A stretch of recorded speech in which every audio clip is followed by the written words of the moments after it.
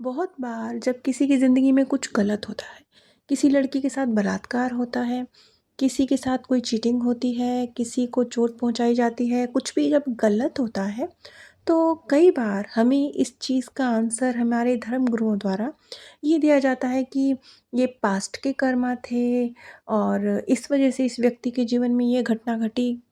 यहाँ तक कि कई बार जब छोटी-छोटी मासूम बच्चियों के साथ रेप हो जाता है, तब भी कई बार इस चीज़ के साथ कनेक्ट किया जाता है कि पास्ट बर्थ का होगा।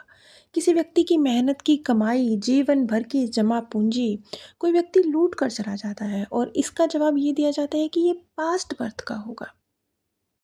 क्या आपको ये बात सुनने में ही कितनी अनफ़ेयर नहीं लगती? कितनी गलत नहीं लगती? क्या आपका मन ये सवाल नहीं उठाता कि क्या कुदरत ऐसे काम करती है? क्या इस तरीके से जो समाज तक मैसेज पहुंचता है या सोल जो सीख रही है, क्या वो सही है? यकीनन ये सवाल आपके मन में भी ज़रूर उठते होंगे। मैं पिछले 3 कड़ियों से शिवम जी के केस को आप सभी के साथ डिस्कस कर रही हूँ और इसी केस को आगे बढ़ाते हुए शिवम जी जो कि लगभग 50 वर्षीय ट्रांसजेंडर हैं और उनकी लाइफ बहुत डिफ़िकल्ट रही है। जब उनका पीएलआर सेशन हुआ तो उसमें जो चीज़ें निकल के आई मैंने पिछले 3 कड़ियों में जिनका लिंक मैंने नीचे डिस्क्रिप्शन बॉक्स में आप सभी के साथ शेयर किया है, उसमें डिटेल शेयर करी है।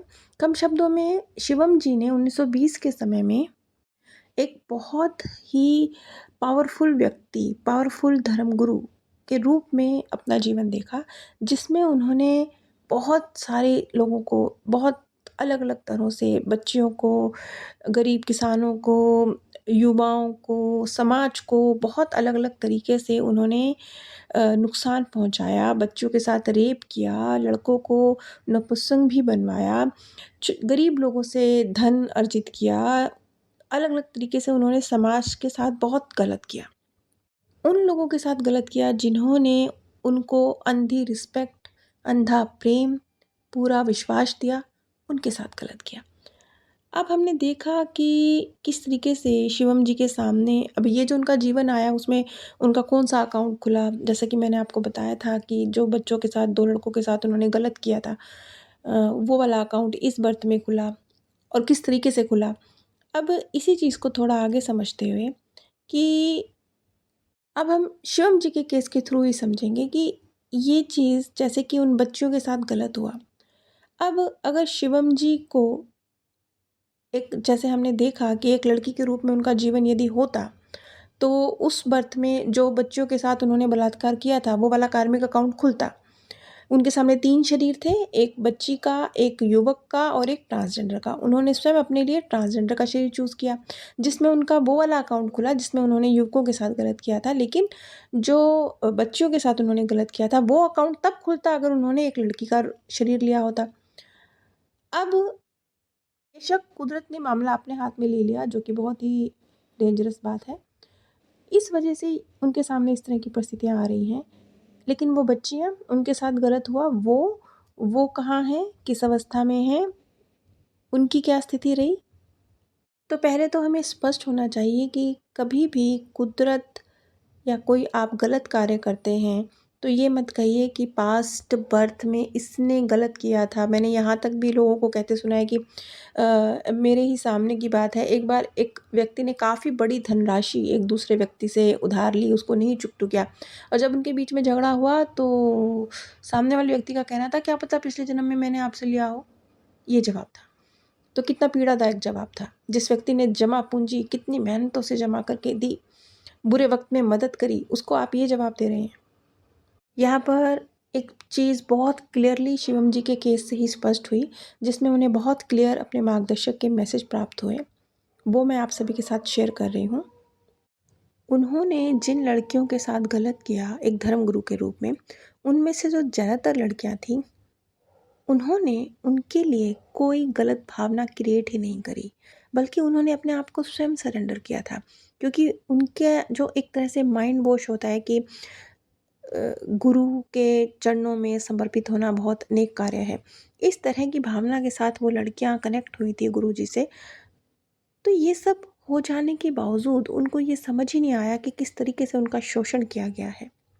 ज़्यादातर लड़कियों ने ना इसके खिलाफ आवाज़ उठाई और ना ही इस कार्य को अपने शोषण के रूप में देखा। यही रीज़न है कि वो लड़कियां आज तो कहीं पर भी शिवम जी के जीवन में नहीं हैं, लेकिन अब हम इस चीज़ को समझते हैं कि आज वो लड़कियां जहाँ पर भी होंगी किस रूप में होंगी, और क्या उन्होंने क्या पूर्व जन्म में कोई कर्म किए थे कि शिवम जी ने इस तरह का उनके साथ किया? नहीं, उन्होंने पूर्व जन्म में नहीं किए थे, लेकिन इस जन्म में भी उनके कुछ संस्कार थे जो गलत थे, जिनके जिनके लिए उनको स्टैंड लेना था, जिनके लिए उन्हें सीखना था। लड़कियों ने बलात्कार को आसानी से अंजाम होने दिया और उन गरीब लोगों ने आसानी से अपनी धन संपत्ति गुरुजी के चरणों में समर्पित करी। ये प्रकृति द्वारा इस बात का एक सिग्नल है कि जो पावर्स दी गई थी एक सोल को, जो युवक थे, जो लड़कियां थी और जो और जनता थी, उन्हें जो एक परमात्मा के बच्चा होने के नाम पर जो पावर दी गई थी, उन पावर्स का उन्होंने यूज़ नहीं किया, बल्कि उन पावर्स को उन्होंने ताला मार के बंद करके रख दिया। और क्यों रख दिया? एक लालच के तहत रख दिया। और वो लालच क्या था? वो लालच था कुछ नहीं करके सब कुछ मिल जाना। आप परमात्मा द्वारा आपको बेहिसाब शक्तियाँ दी गई हैं, उन बच्चों को भी दी गई थी जिनके साथ गलत हुआ, उन युवाओं को भी दी गई थी और उस जनता को भी दी गई थी जिनको गुरुजी ने चीट किया। लेकिन वो सब के सब एक गहरे लालच में थे। वो गहरा लालच था कुछ नहीं करके, कर्महीन होकर सब कुछ मिल जाना। परमात्मा ने जो काबिलियत दी, परमात्मा ने मस्तिष्क क्यों दिया? आपको मन भी दिया, आपको सिक्स सेंस भी दी, आपको मस्तिष्क भी दिया। क्यों दिया? अगर ये मस्तिष्क इतनी ही यूजलेस चीज़ होता तो क्या परमात्मा आपको देते? नहीं देते ना, उन्होंने दी। नहीं तो वो आपको बिना मस्तिष्क के ही पैदा कर देते, एक जानवर की तरह जिसकी चेतना इतनी विकसित ही नहीं है, ऐसे पैदा कर देते। फिर आपको एक इंसान की तरह विकसित दिमाग देकर क्यों पैदा करते? लेकिन उन्होंने किया। लेकिन आपने वो टूल जो कुदरत ने आपको देकर भेजा उसका इस्तेमाल नहीं करा। उन बच्चों ने नहीं करा, उन जनता ने नहीं किया, उन युवाओं ने नहीं करा। उन सब ने एक लालच के तहत कि कर्महीन होकर आसानी से गुरुजी के चरणों में समर्पित होकर बहुत कुछ मिल जाए। गुरुजी के चरणों में ये लड़कियां समर्पित होंगी, इन्हें मोक्ष की प्राप्ति होगी। गुरुजी के चरणों में हम धन समर्पित करेंगे तो वो मल्टीपल होकर हमारे पास आ जाएगा। गुरुजी के चरणों में हम अपने आप को समर्पित करेंगे तो हमने जो भी कुकर्म किए हैं उनकी सजा हमें नहीं मिलेगी। गुरुजी के चरणों में अगर हम अपने आप को समर्पित करेंगे तो आसानी से बिना किसी एफर्ट के बहुत सारी बेहतरीन, पीसफुल, मन की शांति, कुछ भी किए बिना सब कुछ यूं ही हमारी झोली में गिर जाएगा। ये एक लालच है जिसने इन सभी लोगों को उस गुरुजी के द्वारा चीट करवाया। देखिए, मैं कह रही हूँ करवाया, किया नहीं कह रही हूँ, करवाया। इसका मतलब क्या है? मतलब करने वाला बेशक गलत था, बेशक वो एक बुरे गुरु के रूप में थे, बेशक गलत थे, लेकिन वो जनता जो खुद चलकर अपनी बच्चियां इनको समर्पित कर रही थी या खुद अपना धन उनको समर्पित कर रही थी, वो क्या थे? वो लालची थे। वो बिना किसी एफर्ट के बहुत कुछ हासिल करना चाहते थे। वो परमात्मा के बच्चे कहलाने लायक नहीं थे, क्योंकि उनको जो परमात्मा ने टूल दिए थे, पावर्स दी थी, उसको उन्होंने ताला मार के साइड में रख दिया था। शायद अब मैं ये बात स्पष्ट कर पा रही हूँ कि किस तरीके से प्रकृति कार्य करती है। वो आपको कर्महीन बनाने के लिए कार्य नहीं करती। अगर परमात्मा ने आपको कर्महीन बनाना ही होता, वैसे तो इस धरती पर जानवर भी कर्महीन नहीं है, वो भी कर्म करते हैं, लेकिन आप तो मनुष्य बनकर पैदा हुए ना, एक विकसित दिमाग लेकर पैदा हुए, चेतना, ऊंची स्तर की चेतना लेकर पैदा हुए, होते ही ना फिर तो आप एक बिल्कुल ही डल बुद्धि के व्यक्ति, कुछ यूं ही कुछ बन के पैदा होते, जीव जंतु, कीड़ा मकोड़ा, जिसकी चेतना, वो भी खैर कार्य करते हैं, उनके हिस्से में भी कर्म आते हैं। जब इंसान का लालच इतना ज़्यादा बढ़ जाता है और वो सोचता है कि बिना किसी एफर्ट के बहुत कुछ हासिल हो, तब इस तरह की चीज़ें समाज में घटित होती हैं। और उन बच्चियों के साथ जो गलत हुआ, ये उनके पूर्व जन्म के कर्म नहीं थे। ऐसा नहीं था कि गुरुजी ने उनके साथ रेप किया तो ये पूर्व जन्मों से कुछ चला आ रहा था। नहीं, पूर्व जन्मों से नहीं चला आ रहा था। ये उन बच्चियों ने जो अपनी पावर्स को दरकिनार किया, जो अपनी सोचने समझने की क्षमता को ख़त्म किया, अपनी जो सही और गलत के बीच देख सकने की ताकत है उसको ख़त्म किया, अपनी आँखों पर जो पट्टी बाँधी, ये उनके लिए, इसके लिए उनको झकझोरा गया था। अब उन बच्चियों के साथ क्या हुआ होगा? अब उन बच्चियों ने ये सारे हादसे जो उनके साथ हुए, कुछ तो शायद इसी माइंडसेट के साथ, इसी एक आँखों पर पट्टी बाँधकर, लालच, इसे मैं लालच कहती हूँ। ये सुनने में अच्छा नहीं लगता, लेकिन ये मेरी डिक्शनरी में इसे लालच कहा जाता है। जब आप ये सोचते हैं कि बस यूँ ही से चरण वंदना करके कुछ हासिल हो जाए बिना कर्म किए, तो मैं इसे लालच की कैटेगरी में रखती हूँ। और ज़्यादातर लोग जो आज समाज में लूटे जाते हैं, वो इसी लालच की वजह से लूटे जाते हैं। वरना हमारी सिक्स्थ सेंस और हमारा मस्तिष्क, ये दोनों जब आपस में बिल्कुल तालमेल बिठाकर चलते हैं ना, तो गजब होता है। तो हमारी पावर्स जागृत होती हैं। वो नहीं अगर जागृत हो रही ना, तो इसका मतलब आप कहीं ना कहीं तहे दिल से अपने अंदर झांक के खुद देखिए, कोई और नहीं झांक के देखेगा, लालची हैं। आप सोचते हैं बिना कर्म किए आसानी से सब हासिल हो जाए। अब उन बच्चों के साथ क्या हुआ होगा? अब उन बच्चों को हम दो श्रेणी में रखते हैं। एक वो श्रेणी जिन्होंने इस चीज़ को एक्सेप्ट किया और ईजिली एक्सेप्ट किया और गुरु के चरणों में समर्पित रह के इसे खुशी खुशी स्वीकार किया। उन लड़कियों की आंखों पर उनके पूरा जीवन काल पट्टी बंधी रही। वो इसी पट्टी के साथ नेक्स्ट बर्थ लेंगी, कुछ अपने आप को आत्मा लोक में जागरूक करेंगी और कुछ शायद नहीं करेंगी, कुछ पृथ्वी पर आकर अपने जागरण का इंतज़ार करेंगी। और उनके सामने इस तरह की परिस्थितियाँ क्रिएट होंगी जहाँ उनको यूज़ किया जाएगा और वो इस चीज़ को रियलाइज़ करेंगी कि कुछ तो गलत हो रहा है, कुछ है जो उनसे छीना जा रहा है, कुछ कहीं है जो उनकी ऊर्जा का गलत यूज़ हो रहा है। उन्हें ये चीज़ समझ में आएगी, वो रियलाइज़ करेंगी और अपनी कमांड अपने हाथ में लेंगी। ये उन बच्चों के साथ होगा जो जो उसी बर्थ में जाग गई होंगी जब जब केशव जी ने गलत किया, उसी बर्थ में वो जागृत हो गई। उनकी जर्नी आसान हो गई होगी। क्यों? उनकी जर्नी इसलिए आसान हो गई होगी क्योंकि उन्होंने बहुत जल्दी सीख लिया ना। देखिए आज सीधी सी बात है, आपको अगर 10 सवाल करने हैं तो करने हैं, चाहे आप 1 महीने में कीजिए, चाहे आप 1 दिन में कीजिए। अगर आपने 1 दिन में करे तो वाओ, 29 दिन आपके पास है ना, आराम से छुट्टी मनाइएगा।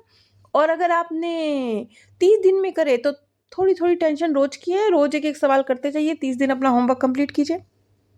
तो वो बच्चियाँ जो उसी बर्थ में रियलाइज़ कर गई होंगी कि हमारे साथ गलत हुआ, उनकी आँखें उसी बर्थ में खुल गई होंगी और उन्होंने वहीं उसी वक़्त अपनी पावर्स का इस्तेमाल करना शुरू किया होगा और खुद को यूज़ होने से रोका होगा। अब ये सब खेल चल ही क्यों रहा है? ये क्यों हुआ? जैसे मैंने पहले भी आपको कहा था कि ये पृथ्वी का गेम चला ही ऐसा है। ये आत्माओं की जर्नी चली ही ऐसी है। क्यों?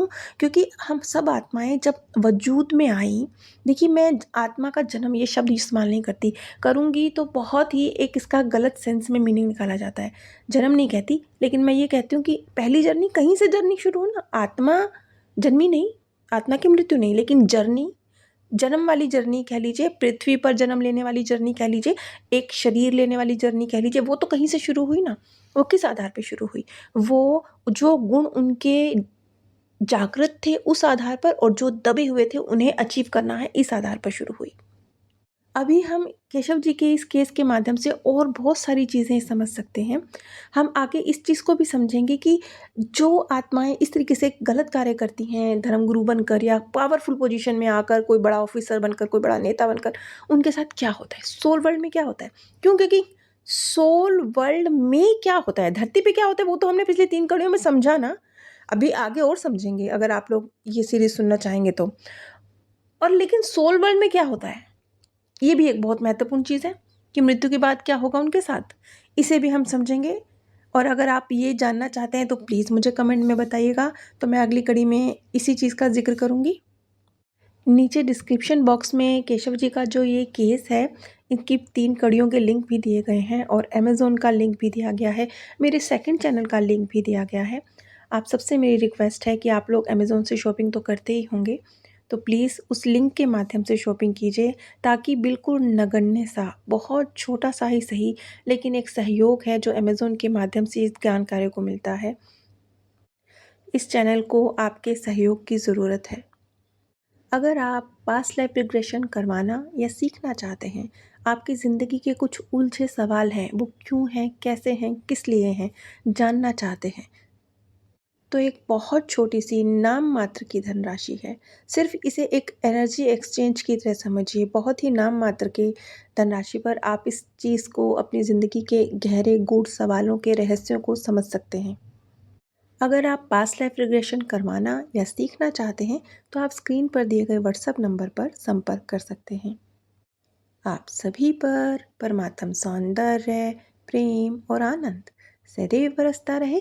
आप सभी दिव्य परम धाम में स्थान प्राप्त करें। बहुत बार जब किसी की ज़िंदगी में कुछ गलत होता है, किसी लड़की के साथ बलात्कार होता है